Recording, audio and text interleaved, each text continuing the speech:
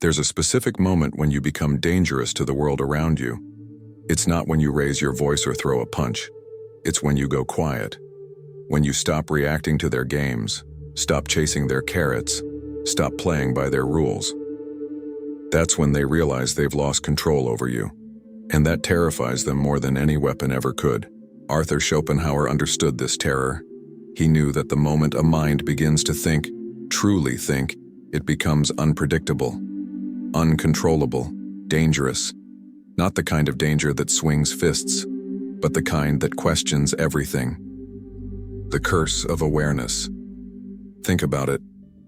When was the last time someone told you to stop overthinking? As if thinking too much was somehow a character flaw. As if your mind operating at full capacity was broken. But here's what they're really saying. Stop seeing what I don't want you to see. Because the overthinker, the real thinker, doesn't just accept the surface. They dig. They question. They notice patterns others ignore. They see through the performance, read between the lines, and most dangerously of all, they cannot be pacified with lies. Schopenhauer called this the curse of consciousness. To see too much, feel too deeply, to be awake in a world that's half asleep. You start noticing things, the desperation behind forced smiles, the fear governing relationships, the scripted nature of success, the manufactured dreams sold by people who've never lived them. And once you see it, you can't unsee it. The system's fear. Here's what makes this dangerous. You become unmanageable. Society doesn't fear the violent, it has systems for that. Prisons, police, punishment. What it fears is the aware. The person who asks why when told what, who says prove it when told believe it, who responds with silence when everyone else is screaming agreement. Look around. How many people do you see running on autopilot? Wake up, work, scroll, sleep, never questioning, never resisting, never pausing. It's a rhythm engineered to keep minds numb, because numb minds don't rebel. They don't challenge. They don't dream beyond what they're sold. But when you wake up, when you start thinking, you disrupt the pattern. Suddenly you're not a good employee, you're a problem. Not because you're incompetent, but because you're aware. You spot the manipulation hiding behind politeness, the emotional blackmail wrapped in tradition, the fear disguised as moral authority. And people don't react well to this. Not because you're wrong, but because your clarity makes them uncomfortable. You've become a mirror, and most people aren't ready to see their reflection. The price of depth. But this awareness comes with a cost. Schopenhauer knew it well. The deeper you think, the lonelier it gets. You outgrow conversations that exist just to fill silence. You outgrow people who speak only to be heard, not to understand. You become a foreigner in your own life, drifting further from the crowd with every step toward truth. The mind that questions everything eventually begins to question itself.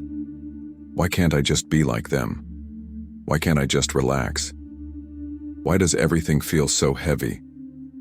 The answer is brutally simple, because your mind was never meant to stay shallow. You were not built for autopilot. This is where most people break. They feel the weight of awareness and try to go back to sleep.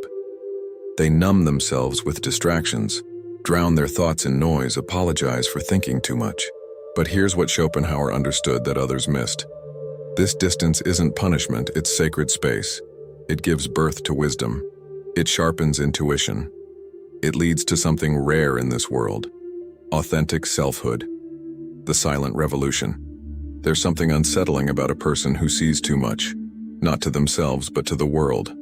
Because the world doesn't know what to do with someone who can't be easily manipulated. You cannot control what you cannot confuse. And real thinkers are rarely confused. This is why your silence becomes powerful. It's not the absence of sound, it's the presence of self. When your world goes quiet, the noise of external manipulation dies, and your true voice emerges. In that stillness, you begin to reclaim what was never yours to begin with. Your inherited dreams, your programmed beliefs, your automatic reactions.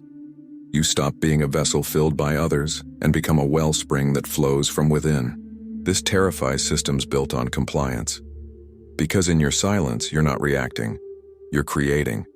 And what you create, whether it's boundaries, ideas, or a new version of yourself, is rooted not in fear, but in truth. The dangerous gift. So no, you're not broken because you think too much. You're awake in a world that profits from your sleep. Every great mind that shaped history, the ones we revere for their wisdom, they weren't the ones who played it safe. They weren't the ones who followed crowds or played by popular rules. They were the dangerous ones, the ones who thought for themselves, no matter the cost. But here's the paradox Schopenhauer revealed. A dangerous mind doesn't have to be loud. It doesn't need to scream for attention. Its power lies in its clarity, its stillness, its refusal to be moved by the chaos around it. When you embrace this, when you stop apologizing for your depth, something shifts. You stop attracting more people, but you attract the right ones. Souls that recognize your silence as strength, not distance. Eyes that see your restraint as wisdom, not weakness. You begin living not for applause, but for alignment. Not for being liked, but for being true. The legacy of thought. This isn't just about surviving the noise. It's about becoming something greater. When you learn to think deeply, to embrace the solitude that comes with awareness, you're not just changing your life, you're changing the world around you. Because truth has a ripple effect. Your refusal to play games gives others permission to stop playing. Your questions plant seeds in minds that were sleeping.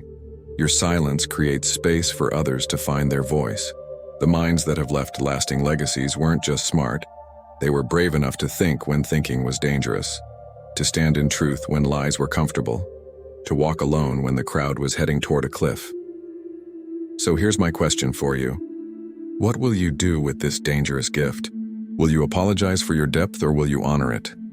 Will you numb your awareness or will you sharpen it? Will you return to the comfortable sleep of automatic thought? Or will you stay awake in the terrifying, beautiful space of true consciousness? Because once you've tasted authenticity, there's no going back to illusion. Once you've felt the power of your own untamed thoughts, you can never again be satisfied with borrowed opinions. The world needs dangerous minds.